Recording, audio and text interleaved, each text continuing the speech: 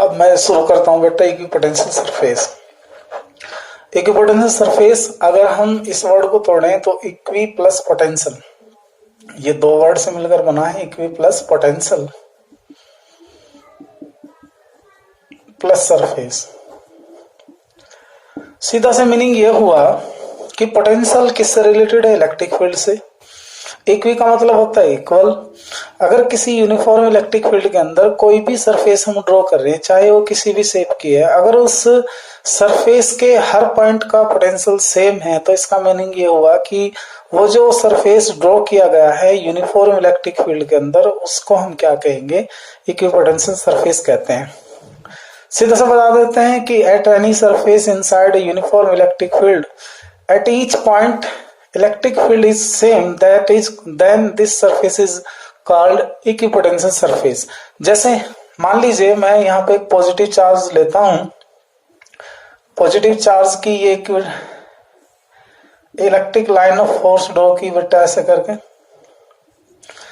इस तरह से ऐसे,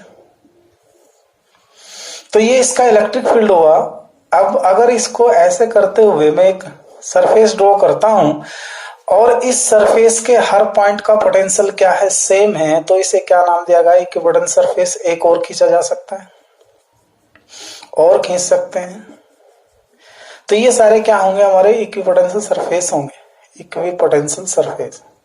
तो आप इक्विपोटेंशियल सरफेस से मीनिंग समझिए कि इक्विपोटेंशियल सरफेस होता क्या है। Equipotent surface, any surface draw in a uniform electric field at each point of this surface the potential is same, then the surface is known as the equipotential surface। एक example ये है, आप ये ले सकते हैं, मान लीजिए एक लीनियर चार्ज डिस्ट्रीब्यूशन में हमने एक वायर लिया ऐसे करके, तो हम क्या करते हैं, ऐसे कर लेते हैं इसके, इससे होता है एक सिलेंडर ड्रॉ करते हैं। ये सिलेंडर है, इस सिलेंडर के हर पॉइंट की डिस्टेंस इक्वल है, ये इधर, तो पोटेंशियल क्या होगा हर एक का बेटे, क्योंकि V डायरेक्टली प्रोपोर्शनल 1/r होता है। तो हर पॉइंट का अगर पोटेंशियल सेम है, इन पॉइंट का पोटेंशियल क्या है? सेम है, V8 = VB = VC, then this surface is known as the equipotential surface. तो इक्विपोटेंशियल सरफेस क्या होता है? किसी भी यूनिफॉर्म इलेक्ट्रिक फील्ड के अंदर खींचा गया कोई भी इमेजिनरी सरफेस, चाहे उसकी शेप कैसी हो, स्फेरिकल हो, सिलेंड्रिकल हो या प्लेनर सरफेस हो, तो ऐसे सरफेस को हम क्या बोलते हैं? Equipotential surface. इक्विपोटेंशियल सरफेस के किन्हीं दो पॉइंट के बीच का जो पोटेंशियल डिफरेंस है वो जीरो होता है।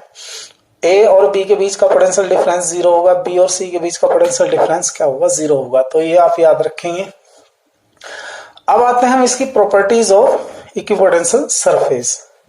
Properties of equipotential surface।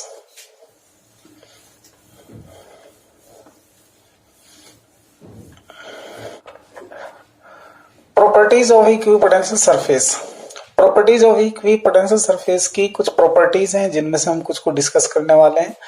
पहली प्रॉपर्टी है no work is done in moving a test charge over equipotential surface. किसी भी इक्विपोटेंशियल सरफेस पर एक पॉइंट से दूसरे पॉइंट तक किसी पॉइंट टेस्ट चार्ज को ले जाने में कोई वर्क नहीं करना होता है, कोई वर्क नहीं किया जाता। जैसे मान लीजिए मैं ये एक सरफेस लेता हूं, ये इसका एक पॉइंट है ए, ये इसका पॉइंट है बी, यहाँ पे +Q टेस्ट चार्ज ले लिया Q0, और ये हुआ हमारा इलेक्ट्रिक फील्ड। यहां से यहां तक की डिस्टेंस हमने कंसिडर करी बेटे dr वेक्टर। अब हम कैलकुलेट करते हैं, since we know that work done between point A and B, W it is equal to क्या होगा? Point test charge multiply potential difference between point A and B. Q0 it is equal to WAB it is equal to Q0 into VAB। VAB क्या होगा? VA minus VB।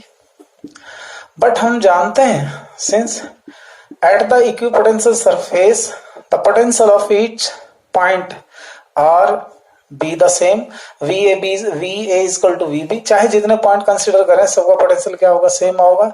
तो इसका meaning हुआ WAB it is equal to Q0 into VA minus VA। इससे क्या बनेगा? Q0 multiply VA, ये तो जीरो हो जाएगा बेटा, जीरो से मल्टीप्लाई कर देंगे तो W A B it is equal to zero. तो W A B it is equal to zero, ये मैंने मैथमेटिकली भी बता दिया आपको। स्क्रीनशॉट ले सकते हैं आप इसका।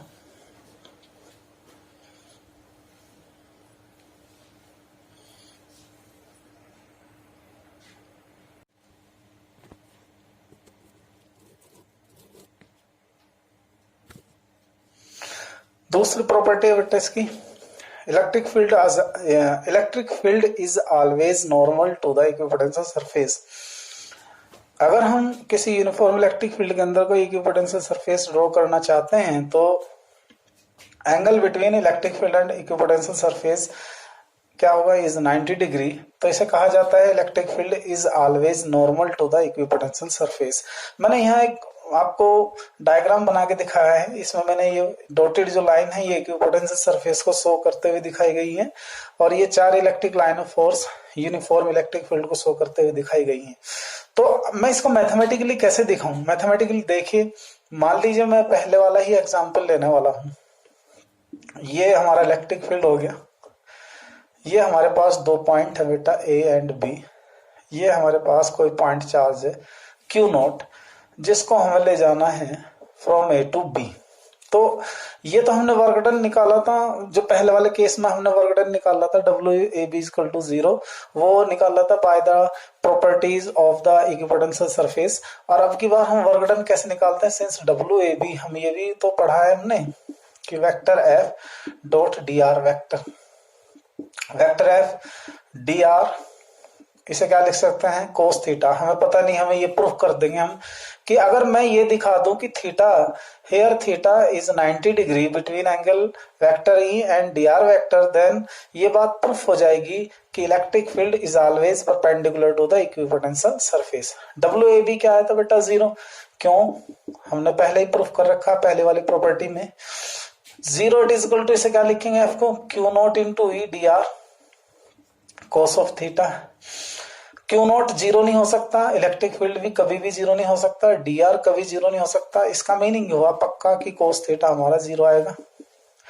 और कोस थीटा किसके लिए जीरो होगा, कोस 90 के लिए। तो cos theta it is equal to cos 90, cos 90 cos से कोस हट जाएगा तो थीटा इज इक्वल टू कितना होगा 90 degree. Cos 90 theta is equal to हमने 90 प्रूफ कर दिया, तो इसका मीनिंग क्या हुआ, इससे ये प्रूफ होगा कि vector E it is perpendicular to D R vector. और डी आर वेक्टर किस पे बेटा, इक्विपोटेंशियल सरफेस पर। तो इससे ये बात प्रूफ हो जाती है कि electric field is always normal to the equipotential surface, या ये कहते हैं electric field is always perpendicular to the equipotential surface. ये मैंने मैथमेटिकली दिखाया है, आप इसका भी स्क्रीनशॉट ले लें।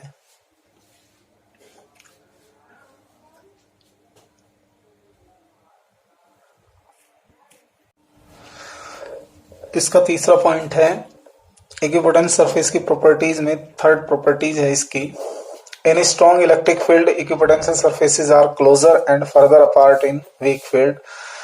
इस प्रॉपर्टी में ये बताया जाता है कि अगर कहीं पर भी इलेक्ट्रिक फील्ड हमारा स्ट्रॉन्ग है तो इक्विपोटेंशियल सरफेस पास पास होंगे, they comes to close, and in weak field they are further apart, वे काफी दूर दूर होते हैं। यहाँ मैंने समझाने की कोशिश की, जस्ट सपोज करो ये पॉइंट चार्ज है plus Q at point A, और इसका इलेक्ट्रिक फील्ड एक्स एक्सिस के अलोंग में अगर कंसीडर करूं तो आप लोगों को पता है कि electric field is inversely proportional to the square of the distance, या ये डायरेक्टली प्रोपोर्शनल 1/r²। जैसे जैसे डिस्टेंस बढ़ती जाएगी, इंक्रीज होती जाएगी, ई की वैल्यू क्या होगी, डिक्रीज होगी। मीन्स ये है कि on increasing the distance electric field will becomes week. तो यहाँ पर वीक फील्ड के अंदर इक्विपोटेंशियल सरफेसेस क्या होंगे, दूर दूर होते जाएंगे, और स्ट्रॉन्ग फील्ड के अंदर पास पास होंगे। मैंने यहाँ पे दिखाने की कोशिश की है 1 2 3 4, दीज आर ऑल, ये सारे के सारे क्या है बेटा, इक्विपोटेंशियल सरफेस हैं। ये सारे यहाँ देख रहे हैं आप, ये सबसे क्लोज है, फिर इसमें थोड़ा ज्यादा गैप है, इसमें और ज्यादा गैप दिखाने की कोशिश की और इसमें गैप सबसे ज्यादा दिखाया, और इस रिलेशन को यहाँ शो किया कि distance x4 is greater than x3 is greater than x2 is greater than x1। ठीक इसी प्रकार मैंने पॉइंट चार्जेस के लिए आपको यहाँ दिखाया है इक्विपोटेंशियल सरफेस। ये भी सभी ये ये आपकी और ये वाली, ये सब इक्विपोटेंशियल सरफेसेस हैं। और आप देख रहे हैं कि पॉइंट चार्ज के पास में इनका जो गैप है वो कम है, और जैसे जैसे दूर होता जा रहा है तो गैप जो है ना बढ़ता गया है। तो ऑलवेज रिमेम्बर, याद रखिए, in strong electric field equipotential surfaces are closer and further apart in weak field. Equipotential surface strong field के अंदर पास पास होंगे, क्लोज होंगे, but in weak field they are further apart, दूर दूर होते हैं। अब मैं आपको इसका मैथमेटिकल दिखाता हूं। मैथमेटिकल इसे हटा देता हूं मैं यहां से। इस प्रॉब्लम को अगर हम मैथमेटिकली देखें बेटा, ये जो हमने कंसेप्ट डाला है यहाँ पे कि स्ट्रॉन्ग इलेक्ट्रिक फील्ड के अंदर हमारे equipotential surfaces are close and weak field, in weak field they are further apart. तो इसको मैथमेटिकली कैसे देखते हैं? मैथमेटिकली दिखाने के लिए मैं आपको यहाँ पे एक मैथमेटिकली रीजन लेता हूँ। मैथमेटिकली देखिए, हम लोगों ने ये पढ़ा है, because we know that it is equal to minus का dv बाई dr, या dr it is equal to हम लिख सकते हैं minus dv upon e for constant value of dv। तो dr directly proportional 1 upon e, dr directly proportional 1 upon e। dr is the distance between two successive equipotential surfaces। बच्चे आप यहाँ समझ सकते हैं कि if E is very strong, अगर E की वैल्यू बहुत ज्यादा है तो हम लोगों को पता है जिसका डिनोमिनेटर ज्यादा बड़ा हो जाता है उसके फ्रैक्शन की वैल्यू तो नहीं कम होगी, क्योंकि ये इनवर्स रिलेशन है। E को इंक्रीज करिए dr डिक्रीज हो जाएगा, E को डिक्रीज करिए तो dr इंक्रीज होगा। तो इससे ये साफ पता चल रहा है in strong electric field when the value of E is maximum then dr is minimum, यानी कि E की वैल्यू स्ट्रॉन्ग होने से dr यानी कि distance between two successive equipotential surfaces is less, कम हो जाती है। तो सीधा सीधा इससे पता चलता है in a strong field the equipotential surfaces are comes to close if E is very low, E की value is very less, E is minima। अगर E की वैल्यू बहुत कम है तो dr की वैल्यू बढ़ जाएगी। तो E कम होने का मतलब है इलेक्ट्रिक फील्ड का वीक होना, इलेक्ट्रिक फील्ड के वीक होने का मतलब है dr की वैल्यू का बढ़ जाना। dr का बढ़ जाने का मीनिंग है कि gap between two successive equipotential surfaces are increase. इसका मीनिंग ये हुआ कि in that situation equipotential surfaces are lies further apart, एक दूसरे से दूर दूर होंगे। तो ये इसका मैथमेटिकली सॉल्यूशन था। आप इसको नोट कर सकते हैं, समझ सकते हैं। इसका फोर्थ पॉइंट है no equipotential surfaces, no two equipotential surfaces are intercept to each other,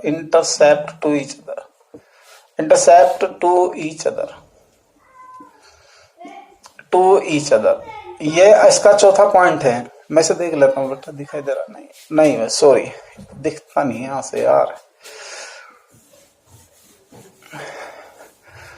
इसको फिर क्या करना पड़ेगा।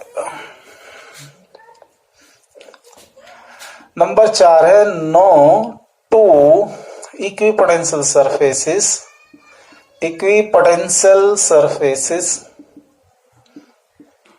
surfaces are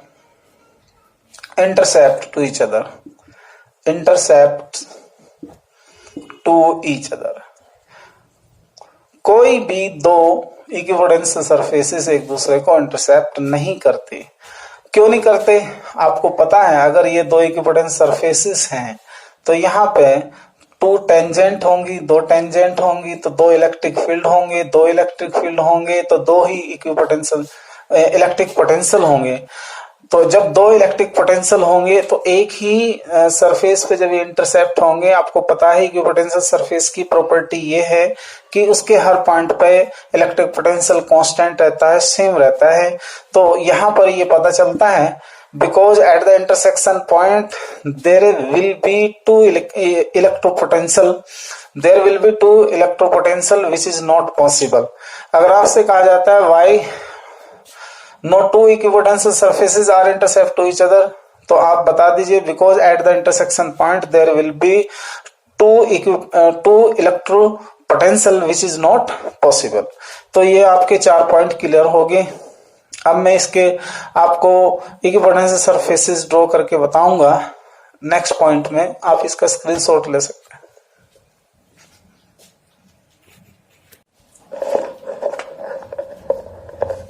अब हम नए टॉपिक पाते हैं, इक्विपोटेंशियल सरफेस से रिलेटेड है बेटा, equipotential surfaces for different charge distribution. एक शॉर्ट क्वेश्चन आ जाता है कभी की बोर्ड ऑफ एग्जाम में कि किसी भी चार्ज डिस्ट्रीब्यूशन के लिए आपसे इक्विपोटेंशियल सरफेसेस को ड्रॉ करा सकता है। जैसे ये 4 पॉइंट चार्ज के लिए ये है, हम तो पहले बता चुके हैं कि स्ट्रॉन्ग फील्ड होगा, जितना स्ट्रॉन्ग फील्ड होगा इसके इक्विपोटेंशियल सरफेसेस क्या होंगे, ये पास पास होंगे, ये क्लोज होंगे। ये सारे क्या है हमारे इक्विपोटेंशियल सरफेसेस हैं। ई एस हो गया, ये भी हमारा इक्विपोटेंशियल सरफेसेस है।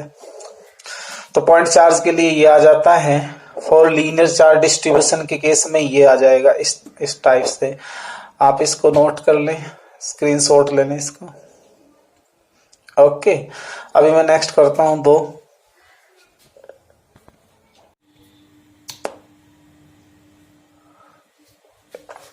तीसरे नंबर पर है फॉर डायपोल। डायपोल के केस में हम डायपोल के केस में लेते हैं बेटा।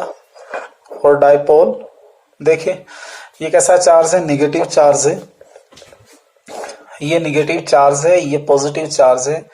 अगर हम यहाँ देखें तो इलेक्ट्रिक फील्ड यहाँ इन दोनों पॉइंट चार्जेस के बीच में स्ट्रॉन्ग होगा।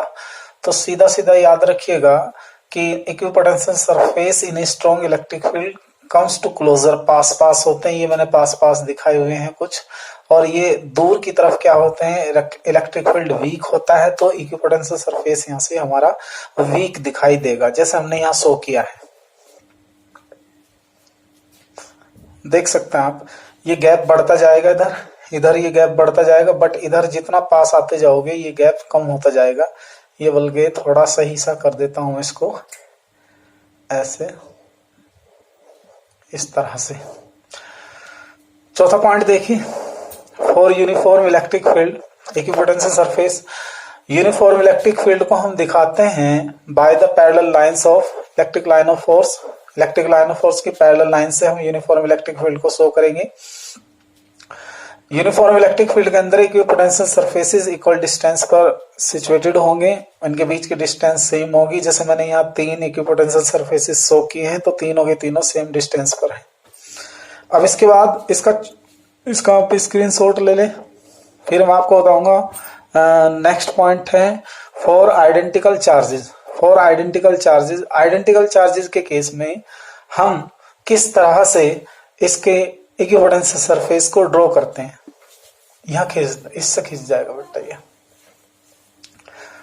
ये हो गया हमारा 5th पॉइंट। 2 आइडेंटिकल चार्जेस ले लीजिए आप, ये प्लस, ये भी प्लस। अब देखिएगा इसमें होता क्या है, प्लस वाले केस में इसमें electric field, resultant electric field बीच में क्या होगा, कम होगा, क्योंकि इसकी डायरेक्शन, इस चार्जेस के लिए इलेक्ट्रिक फील्ड की डायरेक्शन इस डायरेक्शन में होगी और इस वाले के लिए ऐसे होगी।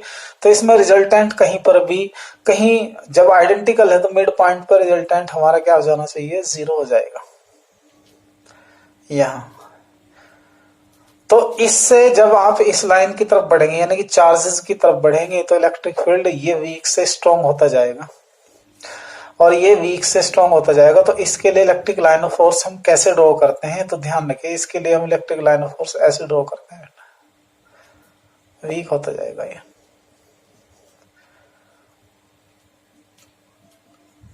ऐसे इसके लिए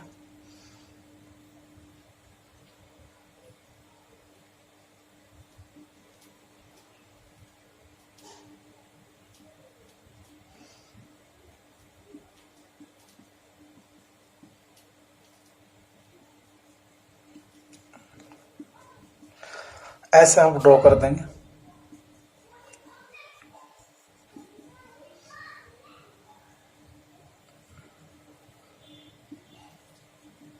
ये डंबल शेप में होगी इस टाइप से।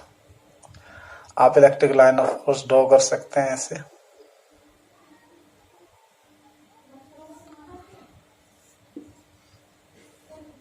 ऐसे कर सकते हैं,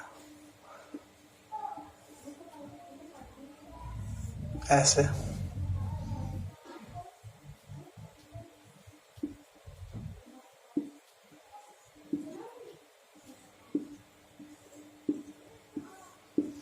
ये हमारा बेटे इक्विवेलेंट सरफेसेस है फॉर किसके लिए? For identical charges, for identical charges, identical charges. ये दिखा देंगे बेटा, आप देख सकते हैं इसको।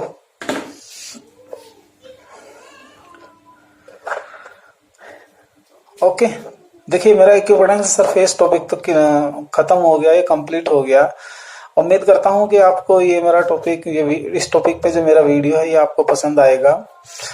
आपसे एक रिक्वेस्ट है कि अगर आप किसी भी चैप्टर को कंप्लीटली स्टडी करना चाहते हैं तो आप गो टू प्लेलिस्ट, मेरे चैनल की प्लेलिस्ट पे जाइए। हर चैप्टर के कंप्लीट चैप्टर की वहां पे वीडियोस सिस्टमेटिकली डाली गई हैं 1 2 3 ऑर्डर में। आप उससे आप कंप्लीट स्टडी कर सकते हैं। Thanks for watching.